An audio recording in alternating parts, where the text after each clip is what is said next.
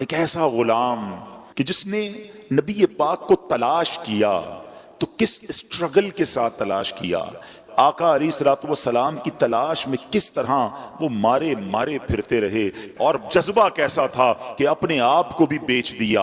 जी हाँ, अपने आप को गोया सोल्ड आउट कर दिया, गुलाम बनने के लिए तैयार हो गए। मगर आका दो जहां के कदमों तक पहुंचना था, किसी तरह मदीने की बस्ती में पहुंचना था, आखिरी नबी के बारगाह में हाजिर होना था। सुभान अल्लाह, आज वो इश्क भरी दास्तान आपको सुनानी है। माजरा कुछ यूं था कि वो शख्सियत खुद कहती हैं कि अचानक मेरे दिल में ख्याल आया, हालांकि वो किसी और दीन पर अमल करते थे, मगर अचानक ख्याल आया कि सबसे अफजल दीन कौन सा है, जमीन और आसमान बनाने वाली कौन सी जात है, इस तमाम चीजों का खालिक और मालिक कौन है। वो कहते हैं कि मैं उस जमाने में एक राहिब थे, मैं तलाश करके उनके पास पहुंचा और उनसे कहा कि जरा ये तो बताइए इस पूरी दुनिया में सबसे अफजल दीन कौन सा है। तो वो राहिब को कहते हैं कि तुझे ये अचानक बात कहां से सूझ गई। तो कहते हैं नहीं, मैं ये जानना चाहता हूं कि जमीन और आसमान का मालिक कौन है, सबसे अफजल दीन कौन सा है। तो उसने कहा कि फिर ऐसा करो, अगर इस सवाल का जवाब चाहिए तो मूसल में, ये इराक का एक इलाका है, वहां एक राहिब है, उससे बड़ा कोई आलिम नहीं है, तुम उनके पास जाओ, वो शायद तुम्हारी रहनुमाई करें। ट्रैवल करके वो कहते हैं मैं उनके पास पहुंचा, उनके पास में रहा और उनके साथ में इबादत करने लगा। वो दिन को रोजा रखते थे, रात को इबादत करते थे, मैं भी बिल्कुल उन्हीं की तरह अमल करने लग गया। 3 साल उनके पास ठहरा रहा। अब उनके विसाल का वक्त करीब आ गया। मैंने कहा आप तो दुनिया से जा रहे हैं, मुझे बताएं अब मैं किधर जाऊं। कहते हैं मशरिक में तो किसी ऐसे शख्स को नहीं जानता जो इस दीन का कारबंद हो जिस पर मैं अमल करता हूं। हाँ, अलबत्ता जजीरा अरब के पास एक राहिब है, उसके पास चले जाओ और उसे मेरा सलाम कहना। आप फरमाते मैं उस आलिम के पास चला आया, उसके इंतकाल तक उसके साथ रहा। अब जब उसकी वफात की खबर हुई तो अब 3 साल के बाद मैंने कहा अब मुझे आप किसके पास जाने देते हैं, आपकी इंतकाल का वक्त करीब आ गया है। वो कहते हैं मैं पूरी दुनिया में और किसी को तो नहीं जानता, अलबत्ता अमूरिया में एक बड़ी उम्र का आलिम है, पता नहीं तुम उससे मिल भी सकोगे कि नहीं। बहरहाल वो कहते हैं इस राहिब का इंतकाल हुआ, मैं अमूरिया का सफर किया, हक की तलाश है, दीन हक की तलाश है, खालिक व मालिक की तलाश है, एक शहर से दूसरे शहर का सफर है। अब वो अमूरिया पहुंचते हैं, वहां भी कुछ अरसा रहा, अब उनके इंतकाल का वक्त भी करीब आ गया। कहता है अब आप मुझे किसके पास भेजते हैं। वो कहते हैं अब दुनिया में मेरे इल्म के मुताबिक कोई ऐसा आलिम नहीं जो हक पर हो, अलबत्ता एक जमाना करीब आता जा रहा है जब हजरत इब्राहीम अलैहिस्सलाम की आल में एक शख्स पैदा होगा। कई 100 साल बाकी हैं, तुम उसको नहीं पा सकोगे, लेकिन देखो उसके अलावा किसी और के पास मत जाना। अगर तुम वो जमाना पालो तो फिर तुम उनको जरूर उनका साथ देना, वो हक पर होंगे। और सुनो, उस शख्सियत की निशानी ये है, उन्हीं की कौम के लोग उन्हें साहिर कहेंगे, माअल्लाह जादूगर कहेंगे, मजनून कहेंगे, काहिन कहेंगे। और देखो उनकी एक निशानी और है, हदिया दोगे ना तो तनावुल कर लेंगे, सदका दोगे तो वो उसमें से कुछ नहीं खाएंगे। और सुनो, उनके दोनों कांधों के दरमियान, दोनों शानों के दरमियान मोहरे नबूवत भी जगमगा रही होगी। मेरे आका की भी क्या शान है, अभी दुनिया में जाहिरी आए नहीं है, जमाना पहले ही दीवाना है।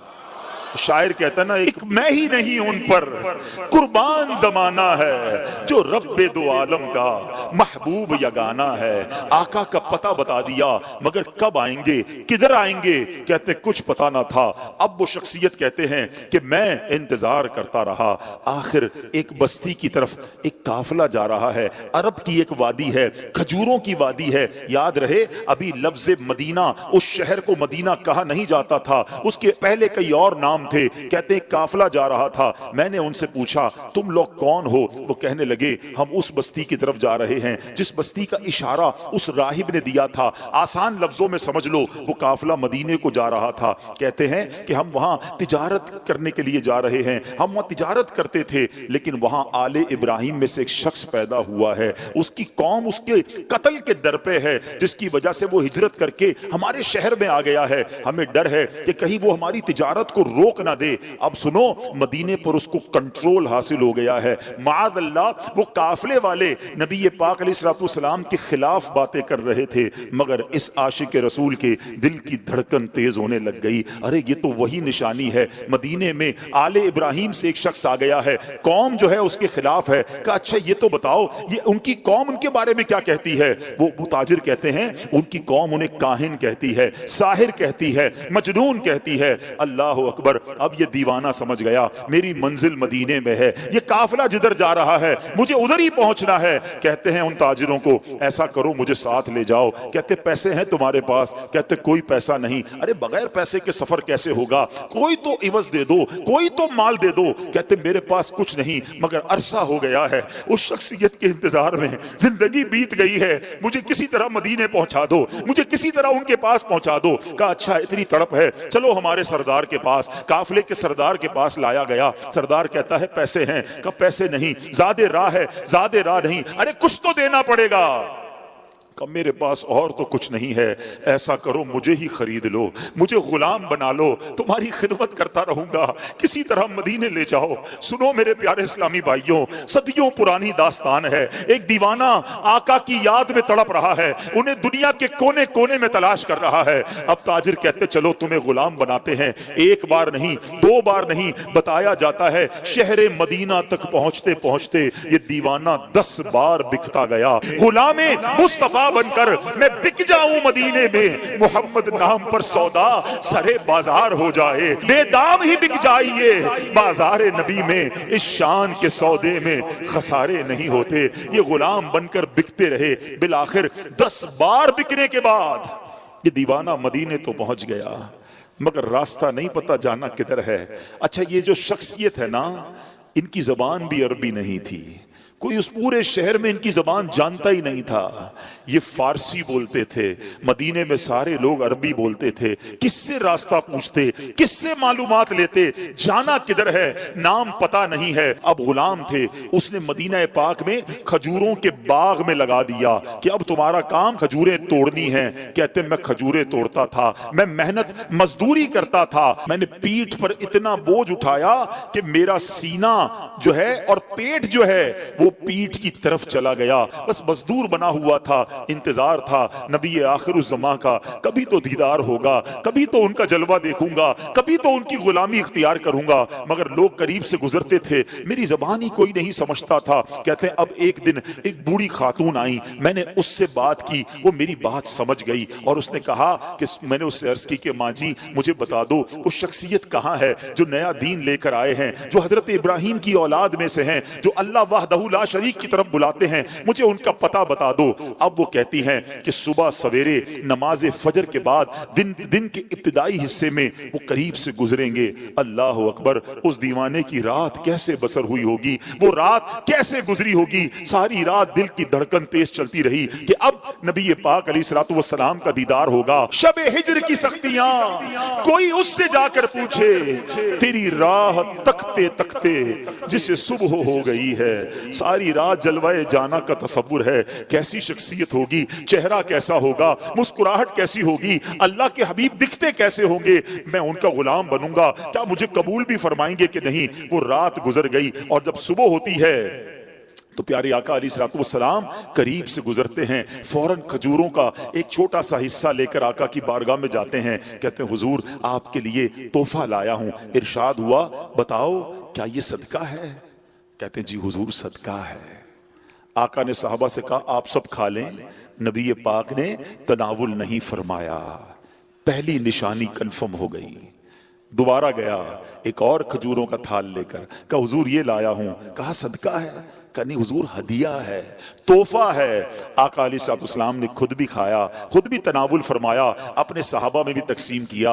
दूसरी निशानी पूरी हो गई। अब दिल बेताब है कि मोहरे नबूवत देखनी है। राहिब ने बताया था कि दोनों कांधों के दरमियान एक बड़ी खूबसूरत सी मोहरे नबूवत, हदीस की किताबों में लिखा है कबूतर के अंडे की तरह नबी पाक की पीठ मुबारक पर दोनों शानों के दरमियान मोहरे नबूवत थी। अब आका अलैहिस्सलाम 2 चादरें पहना करते थे, चादर पहनी हुई है, अब वो शख्सियत कहते कभी मैं दाईं जाकर देखने की कोशिश करता, चादर थी इसलिए देख नहीं पाता था। अल्लाह अकबर, नबी पाक मेरी तरफ देखकर मुस्कुराए। आका ने समझ लिया कि मैं क्या देखना चाहता हूँ। नबी पाक ने अपनी मुबारक चादर उतारी, कहा जो ढूंढ रहे हो, जो देखना चाहते हो आओ देख लो। वो दीवाना कहता है मैं दौड़ता हुआ गया, मोहरे नबूवत देखी और नबी पाक की पीठ से लिपट गया, चूमने लग गया।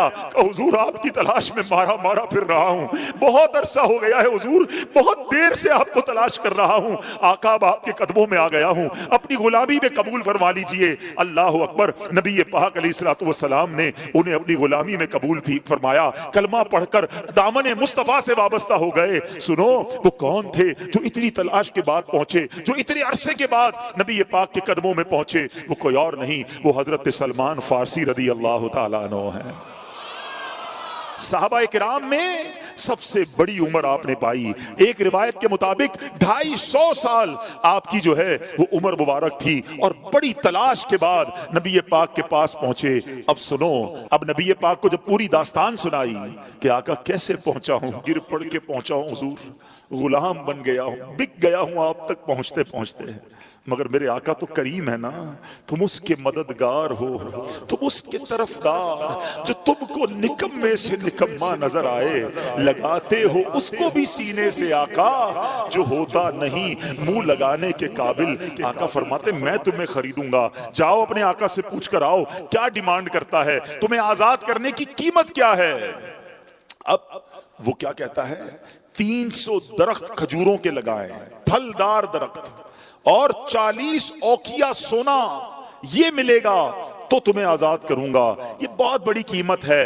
और याद रहे खजूर का दरख्त फौरन लगाते ही फल नहीं देता, बाज औकात 3 साल, बाज औकात 5 साल में फल देता है। अल्लाह अकबर, नबी पाक अलैहिस्सलाम ने फरमाया कि अब मैं खुद अपने हाथों से पौधे लगाऊंगा। नबी पाक भी जाते हैं, सहाबा भी जाते हैं, पौधे लगाए जाते हैं। आका अपने हाथों से पानी डालते हैं, मेरे आका की शान देखो, पानी डालते हैं और दरख्त बड़ा होना शुरू हो जाता है।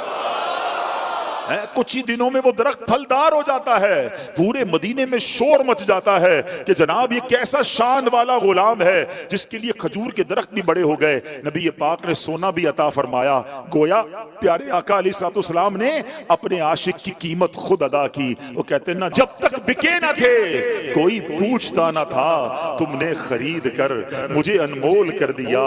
मेरे आका ने ये बाग अपने हाथों से लगाया। अल्हम्दुलिल्लाह 1980-85 तक जो लोग मदीना मुनव्वरा जाते रहे ना, उन्होंने अपनी आंखों से वो बाग देखा कि जैसे सलमान फारसी रदी अल्लाह तआला का बाग कहा जाता था। वो पौधे, वो दरख्त आज भी, आज से 20-25 साल पहले भी मौजूद थे, जो आशिकान रसूल अपनी आंखों से देखते थे। जिस तरह कुर्बानी के साथ हक की तलाश की, रब्बे करीम हमें भी अपने दीन की खातिर कुर्बानियां देने की तौफीक अता फरमाए। जिस इश्क के साथ नबी पाक का दामन थामा, अपना सब कुछ लुटा दिया, अल्लाह हमें भी नबी पाक की गुलामी में कुर्बानी देने की और खर्च करने की तौफीक नसीब फरमाए। इम्तिहान आए तो दुनिया को ठुकरा कर गुलामी मुस्तफा सच्ची अपनाने की तौफीक अता फरमाए।